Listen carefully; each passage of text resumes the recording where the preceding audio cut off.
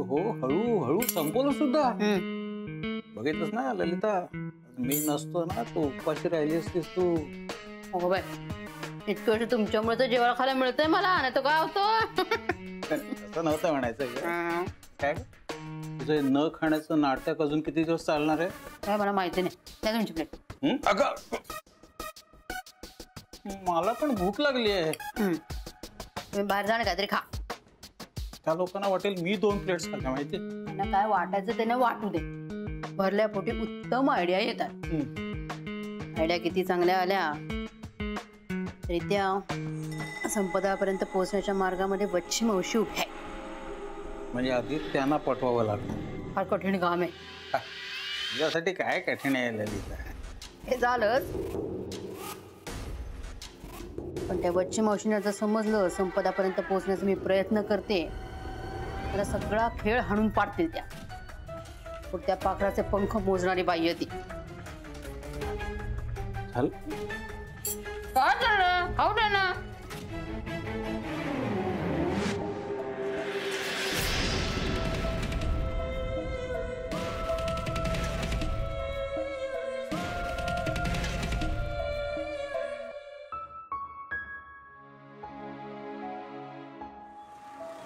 आई एकवीर संपदाला भेटायला जाते खरी, ती महामाया कशी वागेल कोणास ठाऊक बाई.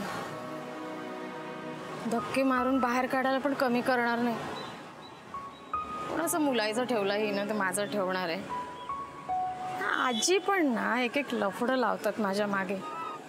हिला भेटायला जाणं म्हणजे मधमाशीच्या पोळ्यात हात घालण्यासारखं आहे. कोणाला आठवण आली? बाळू, बाळू काय म्हणतोय? हा बाळू बोल रे.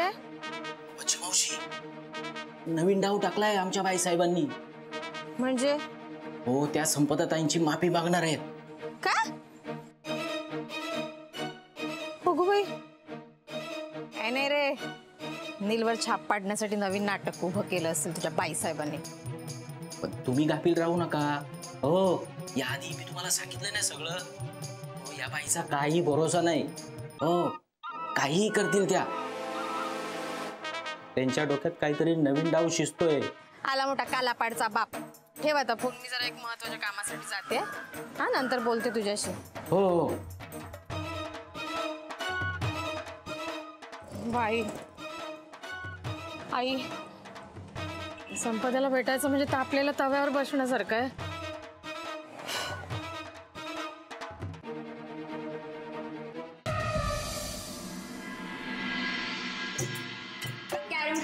नाही काय नील दादा, आज रात्री आपण अंताक्षरी खेळायची बस. अंताक्षरी? ओके, अंताक्षरी.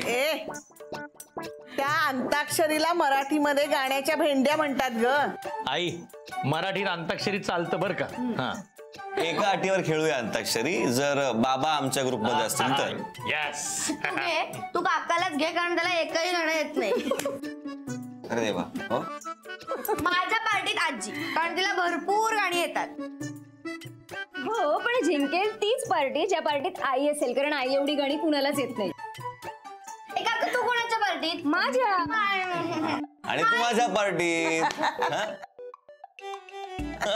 ओके. ती बघ स्वानंदी कशी लाजली आमची.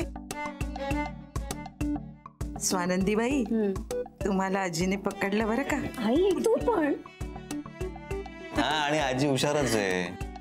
त्यांनी माझ्या मनातलं पण पकडलं होतं.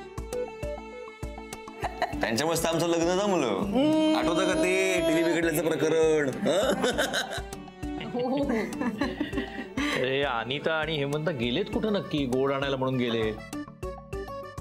घराचा रस्ता विसरले काय दोघंही? काय बाबा, येत असतील. बाळूदादा बघा ना, आईने काहीच खाल्लं नाही. मला तर खूप टेन्शन आलंय. सारखी नीलभाऊजींची आठवण काढते. मी एक काम करते, मी नीलभाऊजींना फोन करते. तोपर्यंत तुम्ही आईंसाठी दुधाचा ग्लास तयार करा. हा,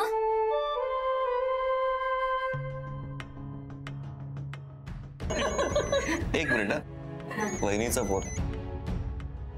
हा वहिनी बोल. तुम्ही केव्हा येताय भाऊजी? इथे आईंची अवस्था अजिबात बरी नाही. अगं माझं आत्ता तर बोलणं झालं तिच्याशी.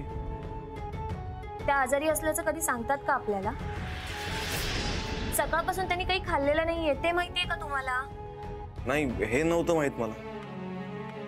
पण मी विचारलं तर मला म्हणाले ठीक आहे. मी तेच सांगते, तुमची काळजी वाटते ना म्हणून त्या तुम्हाला काही सांगत नाही. पण आज सकाळपासून मी बघतेय त्यांना.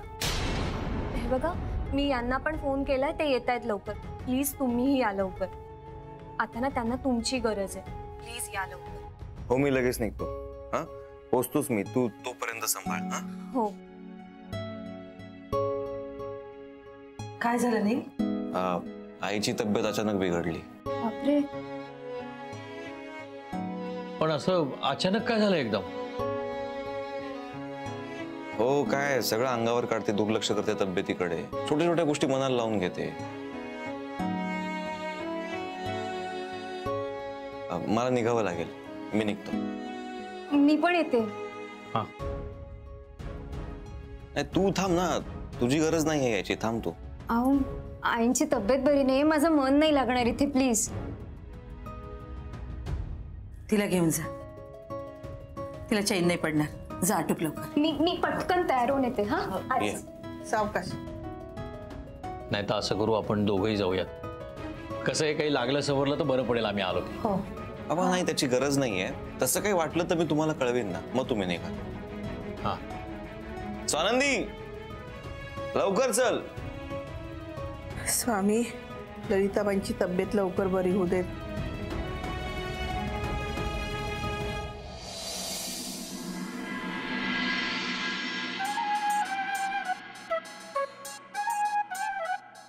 असू दे, घाई घेत नाही, जरा जास्तीच जेवली. अगं बाई, पण माझ्या भुकेचं काय? पोटात वणवा पेटलाय भुकेनं. घ्या, पाणी होता त्या वणव्यावर. मी जे नाटक केले ना, त्याला उत्तम प्रतिसाद मिळाला. यासाठी देवाचे आभार माना. देवाचे आभार मानून पोट नाही ना भरत बाई. मला एक सांग, तुझे उपाशी राहायचं नाटक आणखीन किती दिवस चालणार आहे? लक्षात ठेवा, आपली मुलं अडाणी नाहीयेत. एखादा माणूस जास्तीत जास्त किती दिवस उपाशी राहू शकतो हे कळतं त्यांना. पण तुम्हाला एक गोष्ट कळत नाहीये. मुलांना सगळं कळत असलं ना तरी आईच्या बाबतीत काही काही गोष्टी वळत नाहीत. त्याचाच फायदा घ्यायचा असतो आपण. गेली माझी सहानुभूती मिळण्यासाठी हे नाटक केलं होतं. पण त्याचा एवढा चांगला परिणाम होईल असं वाटलंच नव्हतं मला. पण माझ्यावर जो परिणाम होतोय त्याचं काय? पोट बघ कसं खपाटीला गेलंय. बघ, उगाच काहीतरी बरळू नका. शतपावली करायला खाती उतरून काहीतरी खाऊन या. आपण जे करतो ना त्यामुळे आपलाच फायदा होणार आहे, लक्षात घ्या जरा. हे बाई, तुझ्या डोक्यात नक्की काय? मला त्या स्वानंदीवर इतकं प्रेशर आणायचंय ना की त्या प्रेशर खाली इंद्रनील आणि स्वानंदी यांचं नातं गुदमरून मरून जाईल. आणि स्वानंदी स्वतःच हे घर सोडून कायमची निघून जाईल. आणि ह्या नाटकात मला मदत करणारे ती स्वानंदीची लाडकी जाऊ नीलिमा.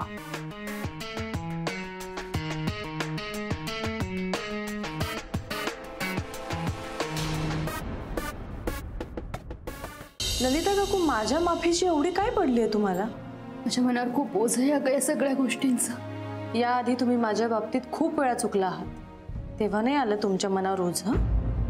तुमच्यामुळे मला जबरदस्तीने लग्न करावं लागलं. तुम्ही खोटं बोललात माझ्याशी. माझा अपमान करून तुला स्वानंदीचा बदला नाही घेता येणार. तिचा बदला तुला घ्यायचा असेल तर फोन कर मला. ही ललिता कसला नवीन खेळ मांडते? कुणाच्या जीवावर बेतणार आहे हिचा नवीन खेळ?